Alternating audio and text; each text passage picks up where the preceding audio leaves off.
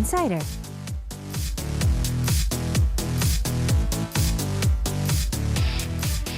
Music, dramas, movies, musicals, YouTubers, and more. Anyone who is anyone in their field. The Insider. The Bunch joins us every Wednesday to share insight from the world on Insider. Today we've got a classical artist in the studio. And it is none other than Hornist, 이세르게이 in the studio. 안녕하세요. 안녕하세요. 반갑습니다. 본인 소개 좀 간단하게 부탁드릴게요. 네, 저는 현재 서울시립경악단에서 호른을 연주하고 있는 호르니스트 이세르게이라고 합니다. 와우. 반갑습니다. Hi. 세르게이 씨, 영어는? 할 줄은 알아요. Oh, 네. okay. So you do speak a little bit of English. Yes, I can speak English. Oh, okay. Well, Yeah, we'll mix it then. Yes. We'll mix it. Okay. Okay, sure. So, because to be very honest with our K-Poppin fam, when we originally asked Sergey to be on the studio with us, he did say that he would prefer to do the interview in Korean. And so I was like, yeah, okay, sure, fine. But, it looks like that English is... 조금 창피할까 봐 그랬어요. No, it's fine. There's no way you're going to be embarrassed. Okay. So, I too am a foreigner in Korea, and of course I do get asked a lot of the questions that I'm going to be asking you today. But it's the repertory. It's the classic questions that we kind of have to get into. So one thing that was fun that I found out when I was doing some research on you was you have E in front of your name, per se, of the Korean way of how we write our names. So I need to see if this is true. Is your E in that last name a Korean E? Yes. It's the same E, that 오얏 E 한자. 귀화했습니다. Okay. Yeah. Oh, okay. So yeah, he did officially make his last name E. So how does one do that? Do you just kind of go to immigration and like once you become like a citizen, can you just request it? Kind of, sort 한국말로 of. 할게요. Yeah. 복잡한 건 힘들어요. 그래서 귀화를 하고 나면 이제 귀화 통지서를 받고 그걸 가지고 주민등록증을 발급을 할 수가 있는데 근데 그 상황에서 이제 외국 이름으로 막 8글자, 10글자씩 들어가면 너무 이상하니까 그죠? 이제 개명 신청을 하러 가는 거죠. 근데 개명 신청이 있고 저 같은 경우는 이름은 그대로 놔두고 성을 바꾼 경우이기 때문에 이제 창성이라고 해서 성을 만드는 거죠. 창조하는 거죠. 그래서 창성 신청을 하면 그러니까 그렇게 귀한 사람들에 한해서 창성을 할 수가 있는 걸로 알고 있어요. 이제 법원에 가서. Oh, so cool. Okay, so I was asking you, can you just kind of be like a Korean citizen and then just like kind of change your last name if you want to? It's like, let me say this in Korean because there's a lot of steps. Okay, so apparently once you become a citizen, we do get our card, our alien card, or you're just a registration card, which is like a social security card for those of you in the United States. And he was noticing that, if we have like it's a foreigner name, then it's like, 10 syllables and it's just like all over the place and so big. And so he was asking what he could do. And apparently you can legally change your name if you want to. And there are ways for foreigners who do become citizens of Korea to legally request for a last name. And so what you can do is actually create a last name. And so he was able to do that. He was able to find a last name that was in Korean that he liked, and he was able to legally ask for a name change. He kept his first name the same, and then he just adapted a Korean last name. That is so cool. Thank you. I think I'm going to try it. Maybe I should start thinking about doing that as well. All right, so you did say earlier the Seoul Philharmonic Orchestra is where you are currently a part of. I just kind of want to get into my head wrapped around just kind of what the classical world has been like for everybody in COVID, because I know that for musicals, some of them were on, some of them were off, some of them were canceled, some of them were working, some of the plays are working, some of them aren't, and some of the ballets. It's just like some are, some aren't. Right. So what's it been like for you as a hornist? So luckily in Korea, at least, the orchestra is still performing during the COVID times, because like in Europe or United States, so many orchestras just stopped for like more than a year now. Right. And some orchestras have like issues where they are not able to give the salaries to musicians, and so we're really lucky. Okay. We're still performing, and the audience is sitting like apart from each other. Okay. So yeah, the social distancing and like all the standards. We also do social distancing on the stage. So we use less number of musicians. We choose pieces that require for less musicians. So we can stay a little bit farther than we used to do before. Okay. So yeah, that's how we survive. That's how you guys have been kind of going through that as well. Right. Okay, now there's one thing, you can't really see it now because it's on a desk right next to me and Sergey, but could you kind of pull your horn up? It's so pretty. Your horn is so pretty. So could you please tell us a little bit about your horn? And like, because I did tell our listeners the definition of a hornist is apparently a person who plays the French horn. Is that true? Yeah. Oh, okay. So what is the French horn? Because I feel that I'm getting a lot of like, trumpet and other horn type of vibes in there. But what is exactly a French horn? It's a brass instrument. Okay. So like range-wise, it's right in the middle. So the trumpet is high range, then goes horn, then trombone, and tuba is the lowest. Okay. So it's like a alto voice of the brass family. Okay. And the main feature or main character would be, I would describe as a really mellow sound that goes really well with any section, not just blends well with brass section, but also woodwinds and strings. So we have to play a lot in the orchestra. So like, like if you go to see symphonic concert or something, you will notice that trombones and trumpets are usually they're playing like really loud stuff when the music requires big impact. And then they're like resting, like chilling. Right. They're not that busy when I go to see them perform. When they play hard, and then they rest. They just kind of sit there. But the horns, we support them when they're playing loud, and then while the other brass members resting, we are supporting woodwind section or the strings. So like a lot of soft playing. Okay, no, but now that I think of it, yeah, whenever you see like an orchestra play, I feel that the French horn section is kind of always doing something in the corner. Right, you never really notice them. Yeah, but they're always there. Because the sound is kind of like in the middle, it doesn't stick out, so it kind of blends within the orchestra very well. Oh, that's so interesting. Now, I did some research and I was looking at, apparently in the Guinness World Book of Records, they said that it is like the hardest instrument to be played. You as a hornist, do you feel that it is one of the hardest instruments to play, or? In a way, yes. I mean, everybody says that. I need to actually look up the Guinness Record Book. I don't think he believes it. I mean, everybody says that, but I haven't checked. You haven't checked. We need some cross-checking. But anyway, it is a difficult instrument because I can show. It has just 3 keys, 1, 2, and 3, and there are like thumb keys which are a little bit different function. So basically, if you can imagine a piano that has only 3 three keys, but then by the how hard you hit the key, it makes different sound. So like, how sensitive would you have to be? Wow, that's the difficulty. So. I'm exaggerating maybe a little bit, but basically, yes, with the same key, you can play a lot of different notes, and that depends on your tension of the lips. Okay. So you have to be really sensitive. And that's where we crack. Okay. Miss a lot of notes. Oh, but if I remember right, because I did say this to our listeners, but I did band, school band. Right, sure. A lot of kids do it. Yeah. My band director, he played the trumpet. Okay. And I do remember him helping us play along, and he would play. But yeah, the trumpet too only has 3 keys.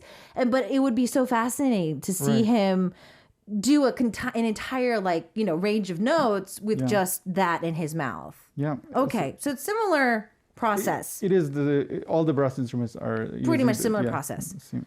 Oh wow, but this one's just a little bit more sensitive. That's so cool. Okay. Now, out of all the brass, I mean, we're saying that they're similar and everything, and just to kind of, maybe you can say that mine's more difficult, or you can say no. I would think that maybe the trombone or the trumpet or somebody else is more. Which one out of the brass do you feel that this one really is more difficult. We do need a lot more skill to play it. Yeah, the horn is... The French horn is... I mean, the other ones is just easy. Oh, you feel that they're easy? No, just kidding, but yeah. There is actually a reason why, because the length of the tubing is so much longer than the trumpet.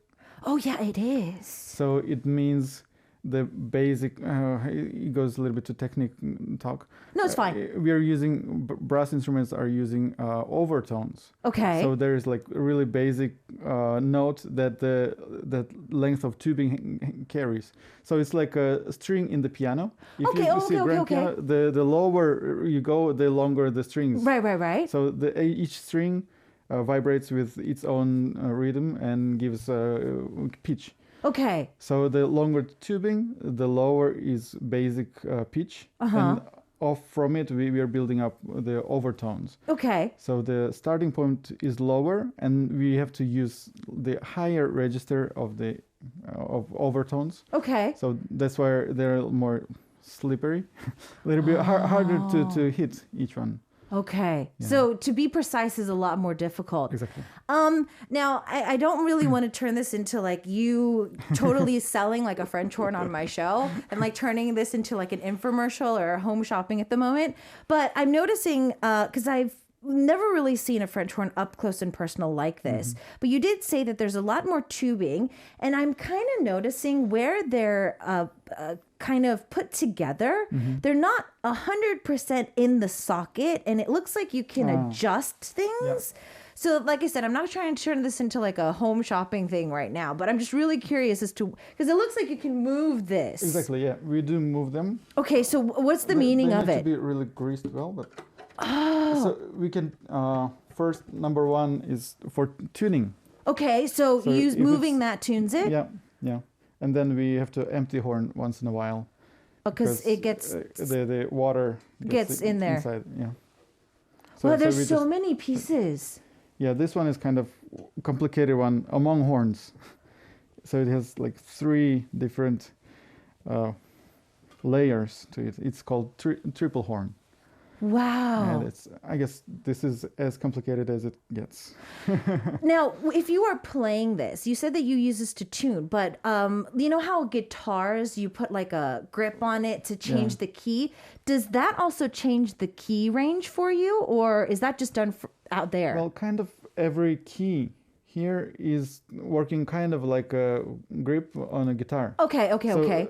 By pressing this one, we are using this tubing. So we are adding this much tubing to basic tubing that it has. And that way we are switching to another basic tone. So using different overtones. Wow. Okay. So like, switching from into different horns in different keys. Yes. Oh, that is so cool. Wow. Okay. I'm just completely fascinated with this, ladies and gentlemen. I hope that you guys are getting a chance to see all this as well.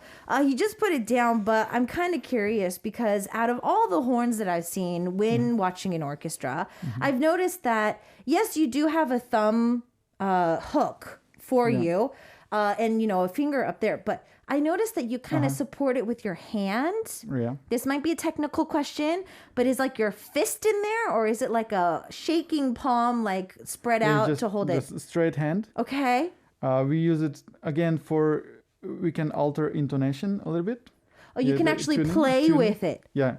So well, like if I'm playing already and I feel like I'm out of tune, I cannot move the slides out. Right. So I use the hand to correct the pitch sometimes.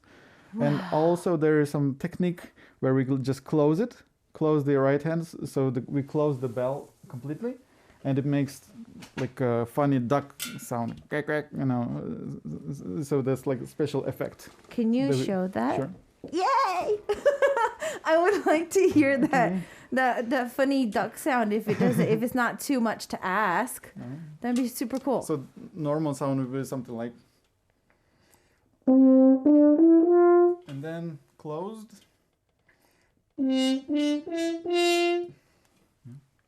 That last one sounds like something from like a comedy program type of ordeal. There we go. There we go.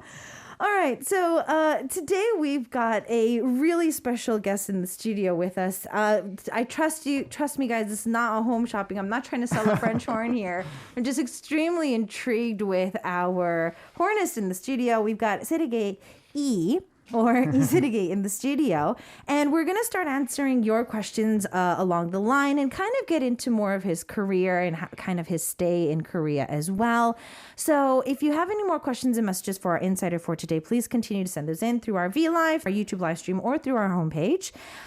You had a song request for us. So you requested a Isora track. Yeah. Is she one of your favorite artists? Yeah, she is. Yeah.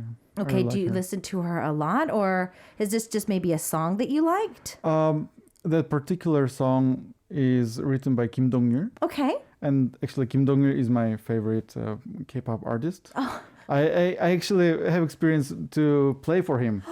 So in his one of his, or actually twice, in his concerts, he uses the orchestra when it's like really big concert. So I used to play in that orchestra twice. For him? Yeah. Did you ever tell him you were a big fan? Oh, yeah, of course. Did you take pictures? Yeah, I have his signature. And actually, he, like, after one of those concerts, he actually sent me some messages asking, because, you know, he writes his music, he arranges his music. So he was, like, arranging doing the orchestra arrangement. So he was asking, is this okay for the horn part? Is it too difficult? So, like, we actually had some private talk. Woo, look at that. Yeah, that's so cool. I think he's amazing as a singer and also just as a musician. As a musician too. Yeah. Well, that is such a great backstory to a song that you requested, which I just thought you liked, 이소라. Okay, so we're going to take a listen to 사랑이 아니라 말하지 말아요. Don't Tell Me It's Not Love, and more of our insiders coming up after this. It's Insider Day here on K-Poppin. It's the second hour on a Wednesday, and you're continuing to listen to ARIRANG Radio. I'm your host, Isak. We have got the Hornist Sergey in the studio for today. He's been telling us a little bit about the French horn, his life in Korea very shortly. And there's actually a few questions that are coming in too. I kind of want to get this question out of the way. So Robert from our YouTube live stream has been asking, have you ever played in an opera orchestra? Actually, in Korea, there is no such thing. Oh. So, yeah. So in Korea, there are just symphonic orchestras that get hired to play opera once in a while. Okay, so they pretty much just do, if they're hired to do something, they just kind of do stuff. Oh. So like in my orchestra, I have played opera a few times. Okay. Quite a few times. But yeah, we are not called opera orchestra. We're just symphonic orchestra. And then once in a while, we do opera projects. That happens. May I ask what the difference is? Because I'm not that keen on classic world. So usually like opera orchestras are, you know, you can think of them in Europe or United States. So it's a part of a bigger opera house. Yeah, it's a opera house is a huge company. Right. That produces operas. They include singers, the choir, the ballet, usually an orchestra and a bunch of conductors and I don't know. So there is no such company in Korea. Right. Okay. Yeah. They're like opera companies, but they only do the production and just the singers, and they always hire the orchestra to play opera. Okay, yeah, okay, that makes a lot more sense now, because I didn't really realize that there was actually a difference. Do you feel that the French horn is a very important character in the symphony orchestra? Oh, totally. Totally. Of course. Of course. I mean, okay. So as I was saying, the horn is a really difficult instrument and makes actually we do make a lot of mistakes, much more than any other section in orchestra. So, but then it made me think, why would the composers still write for the horn in orchestra? They could just, take the horn out and you just get all the mistakes out as well. But there is definitely a reason why composers wanted the sound of the horn in orchestra. No, definitely. I think so. So sound-wise, I think that we did get a chance to play a little bit for our listeners earlier, but Nerve from our YouTube live stream was actually asking if we don't really know that much about like brass instruments in general, does a saxophone and like a French horn have a very different sound? Actually, a good question, because I feel like saxophone, especially like so there are different sizes of saxophones. Right, there's the smaller ones. Soprano, alto, tenor, baritone, bass, like there's really a lot of them. So probably like tenor saxophone would be quite similar fit range-wise. Okay. And the sound-wise, I would say, yes, it's very close. Oh. Even sometimes I'm listening to some music and I hear the horn sound, I can figure out what is it? And then later on, like after 5 minutes, that's probably a saxophone. That's not a horn. Oh, so it is kind of confusing depending on the... okay. So it might actually sound very similar. This one's also one that has come from our same listener. I wonder, does breathing count when you're playing this instrument? Of course, breathing is very important. Okay. And as I was explaining, we define the note with our tension of our lips, but also that in combination with the airstream. So like how hard how hard you're blowing there, or I don't know if people will understand me, but the shape of our air stream kind of makes a big difference. So you have to be really sensitive in how you're using your airstream. Wow. Yeah, that's a very difficult part. Difficult to feel, difficult to understand. No, I feel that this is why the Guinness World Book of Records said that the French horn is the hardest one to play. Because every time you start just explaining it, though you feel that it's probably not too much detail, I do feel that, yes, there is a lot more complicated things that go into playing this, what seems to be a very simple instrument. That's why we have to do a lot of work, because the instrument itself is pretty primitive. Okay. I mean, it's not primitive instrument, but still, but the basics are pretty primitive. Okay. So we have to do the 복잡한 stuff. Yeah, the very challenging things. Okay, so let's you're going back to saying that, you do have to practice a lot of things. Obviously, breathing comes into it too. So I know that we actually had some tenors and baritones in our studio not too long ago, and we asked them, how long do you practice? And they're very honest with us. They're like, honestly, opera singers can't practice that often, because if we wear out our vocal cords, it's the end of us. But I feel that when it comes to certain instruments, some could practice a lot longer. Some probably should not be. So how much on average do you practice that you feel is like perfect for you? When I used to practice. I kind of felt like, for me personally, about 3 or 4 hours a day was felt really well. But I mean, I'm saying before, because these days, when you go to work, you're already playing a lot of, you get to play horn a lot. Right.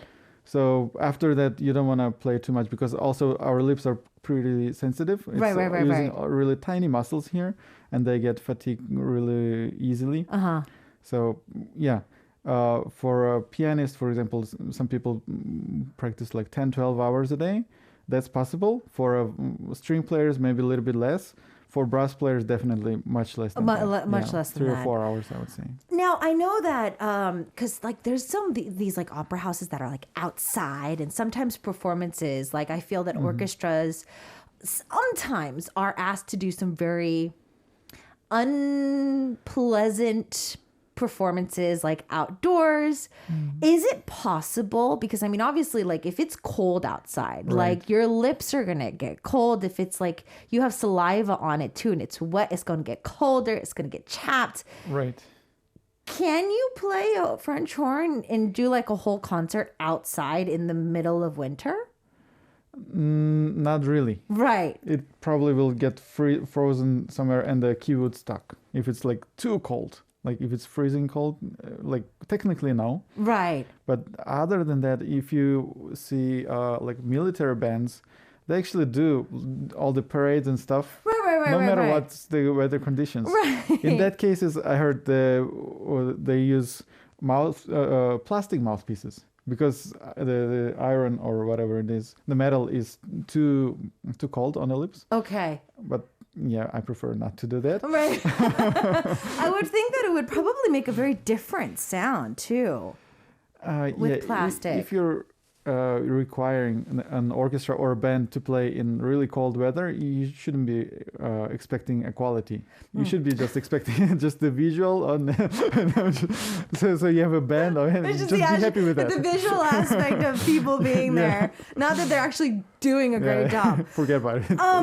Now you said like obviously, I feel that we see people like you're part of an orchestra. I don't think we've ever really gotten a chance to see kind of like what your life would be like, so you go to work. Does it work like a 9-to-5 job? Because I know that for like ballerinas or dancers or even opera singers, like, they'll practice with either the orchestra or they'll block they'll do a run through of the show or whatnot. But I mean, like, what would be like a normal day for you being a part of an orchestra? I can explain. Actually, it's very easier to explain a normal week at the symphony orchestra. So usually, we have a program that the concert is scheduled on Thursday or Friday later in the week. Okay. So we have 3 days of rehearsals. Okay. So in my orchestra we rehearse from 10 to 4. That's a long rehearsal. With a lunch break, so okay. Of course, yeah. We need to eat. Okay. So no matter what's the program, sometimes even really difficult, really challenging pieces, we usually still stick to 3 days of rehearsals. Okay. Yeah, so like Monday, Tuesday, Wednesday, 3 day, we just rehearse 10 to 4. And then Thursday and Friday, or just the third day, is the concert. So on a day of concert, we also have stage rehearsal. Okay. Hopefully short one. Not always. Not always, but hopefully. Yeah. So that's how we work. So we don't like really go to work every day. Like it's not the same pattern. It's all depending on where our concert is scheduled, when it's scheduled. Okay. So I'm gonna kind of go back a little bit. I think I want to kind of go back to the timetable, and now we're talking about your concerts and your daily life. So let's kind of start to how you got into your current orchestra. Does one audition to be an orchestra? Are you cast? Oh, you audition. Yes. I was gonna give a few other examples, but okay, you audition. Yeah. So it just like in the classical world, it's like, okay, this orchestra is looking for this, and this, and this. Exactly. Yeah. Oh wow. Yeah. So you just send in your resume. Sometimes there's pre-screening, so you have to send in your performance already before. Yeah. And then, you play for usually the conductor of the orchestra, musical director, and kind of different for every orchestra. Okay. Yeah. But mostly that's how. I think I very briefly remember like there was numbers of seats, like first seat or second seat. Is that a thing, or is that just like a stereotype thing that I saw on TV? That couldn't be in like string sections. Like first chair, second chair. First chair. Yeah. I mean, every section has a principal and associate principal usually, who is it's the person who is playing the first part of their section. So like for the horns, there will be a first horn. Usually, you go to see orchestra. There's usually 4 horns. Okay. But we are not playing the same notes. Okay. Every horn player has his own part and different notes. So the first horn gets all the solos, all the difficult stuff. So he's a principal and gets more money. So it changes depending on the chairs too. Yeah. Oh wow. I did not know that. Yeah. So like every section has a principal. Violins have a concertmeister on top of that. So the concertmeister is like a principal of the whole orchestra. Oh. The most important person. Okay, so like the first chair, second chair, that thing is not just for like payment, but also like it's different on the sheet music and your part as well. It's a different role too. Oh, wow. Yeah. Now after listening to just all of you talking about today and like all these questions, I think I'm going to go home, watch another orchestra performance, and then I'm going to try to see who's playing what and what's going on. I hope you like it. Oh, no, definitely. I think I'm going to have a deeper, respect for all of it, because I've always respected people that were in orchestras, but I feel that I'm going to have an even more deeper respect for them because it's just so individual now. Let's kind of now go back a little bit further and go back in time to maybe younger Sergey. And how did you end up picking the French horn? Yeah, that choice was pretty easy because my father also played French horn. Oh, no, wait. That normally doesn't necessarily have to be easy because sometimes most kids are just like, ew, dad plays it. I'm not going to play it. Yeah, but I was kind of a kid that had no idea about my future. Like when I was probably 12 years old, my father just make me sit down and just, okay, so what do you want to be? If you At 12? Do you have any plans or do you want to try? I mean, he wasn't like pushing for it. Okay. But he was suggesting if you want to try to playing horn because that's something I can really help you. So, okay, Dad. And, I just started. And little by little, I got to like horn. Wow. Yeah. And so just at 12 years old, Dad asked and you just ended up starting. Did Dad kind of help you out a lot when you were of course. learning? He was my first teacher, of course. Is that a good experience? Because I feel that would be kind of a good and bad experience at the same time. Yeah, actually, a lot of people say that way. It's like usually the kind of relationship doesn't work, but it worked just fine with us. I don't know if maybe we're special or something. Well, I mean, if there's a bond really there. Yeah, I mean, great. Okay. So do you remember your first performance? Like it could have been your first recital. It could have been maybe just performing for Dad. Do you remember? The one I remember is my first experience in orchestra. Okay. So it was when I went to 중학교, so like middle school, 13 years old probably, after like learning the horn for just 1 year. So I barely could play C major scale. Okay. But then at that school they had this orchestra thing. So I got in. Like I don't know why they took me, but anyway. I think because you were playing the French horn, they took you. But yeah, right, okay. Right. Because there was no one else playing French horn. I was the first one in that school to play French horn, so they were curious. And we played Mozart's overture to Figaro's Marriage. Wow. Yeah, and I remember, it was really the first time to play together with somebody, and we spent like many months, everybody learning their own part. So I know, like in a classical period, like Mozart's times, horn was much simpler than this. So it could only play like ta ta ta ta ta ta ta ta ta, a bunch of same notes and like really simple, not even melody, just harmony. So I'm got used to my ta ta ta ta ta ta, on the same note. But then one day we come all together and started playing. And probably if I was listening it right now, it sounded horrible. But back then it was so fascinating.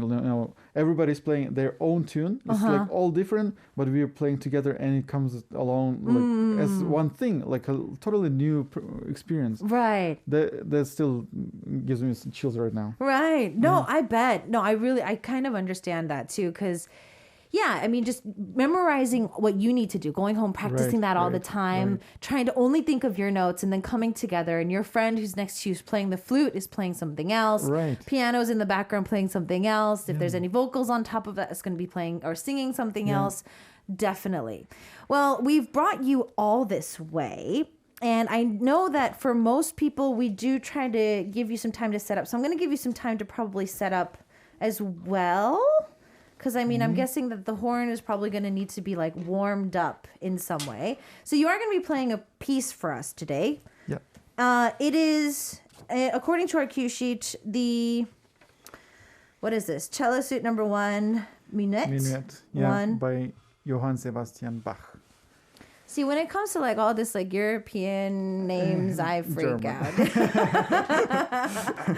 Okay, so Sergey, are you kind of just ready? Can you just kind of go in, or do you want me to give you a few seconds to get ready? Like 15 seconds would be great. All right.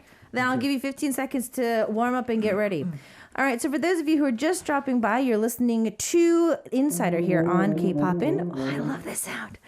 You're listening to K-Poppin here on ARIRANG Radio. I'm your host, Itak, and we are waiting for more of your questions to come in for us. So if you have any more fun questions for our Insider for today, which is Sergey in the studio, his last name is Iseruge, is a French hornist, and he is going to do a little number for us for today. Are you ready?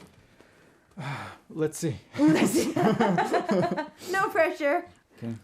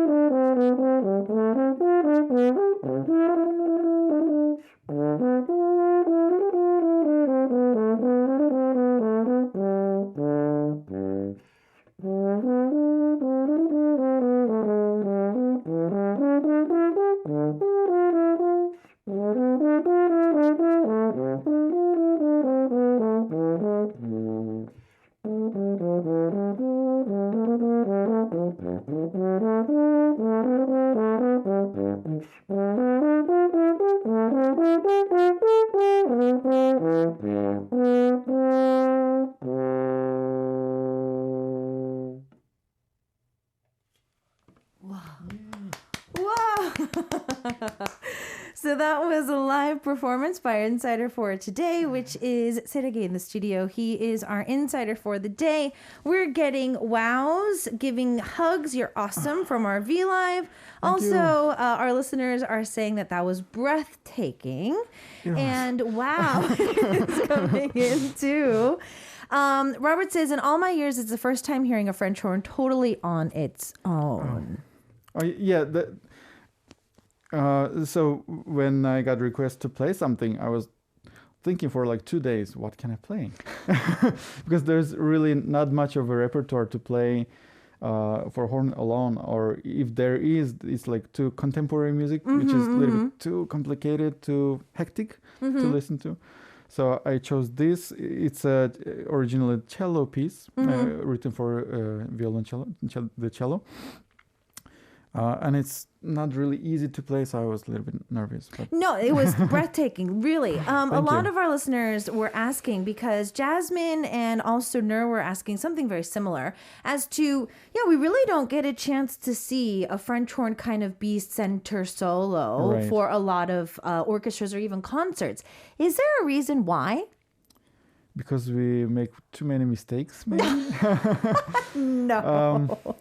Yeah, but actually, like, technical abilities are kind of limited compared to like violin or piano or even clarinet. Okay.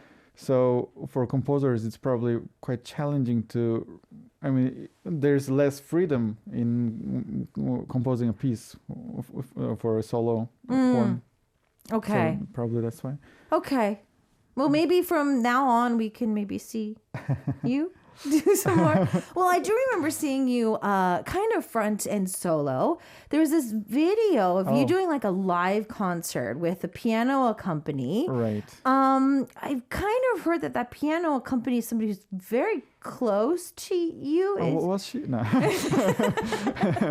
That's my dear wife. Right. Yes. So your wife is also in the same field. Am I Yes. correct? What Yeah. does she do? She's a pianist. Okay. Yes. And does that not clash? Like, because I feel if people are in the same business, like if Right. they're like, in the same concert halls or whatever, you bring work home and home to work. And Well, the piano kind of works in a little bit different category. okay. I mean, there are usually orchestras don't have their pianists and because there are so few pieces that require a piano in orchestra. Right. There's a lot of pieces for a solo piano and orchestra as accompaniment, but that's different thing. So we don't really work together, but once in a while we do this kind of projects, which is actually a lot of fun because that's the only time we get to play music together. And Okay. it's like doing jam. Okay. It's like a fun thing that we would love to do more and more. Really? Yeah, of course. Well, I mean, because I feel that if you're in a certain category for a very long time, like how you read sheet music and like the crescendos and stuff like that, like, if your wife is playing along with you and she like catches like, weren't you supposed to like crescendo there? Why was the sound? Does she ever do that? Well, there's of course certain etiquette to like chamber music. We do Right, play. right. Even though I'm orchestra musician, I do play chamber music once in a while. And of course, in school, we get to learn a lot of chamber music. And one of the really important parts of it is the etiquette, knowing how to say nicely without hurting each other's feelings. Okay. So of course, we're able to Keep that etiquette Yes. in the relationship. Speak nicely. Okay, well, Sergey, thank you so much for joining us for today. Thank you for having me. We are pretty much running out of time. Before we go, though, I do hear that you're dressed up really nice today, and you told me that you're actually getting ready for another performance tonight? Yes, tonight. So you do have a performance tonight. Yes, And I have to run for the stage rehearsal right after this. right after this.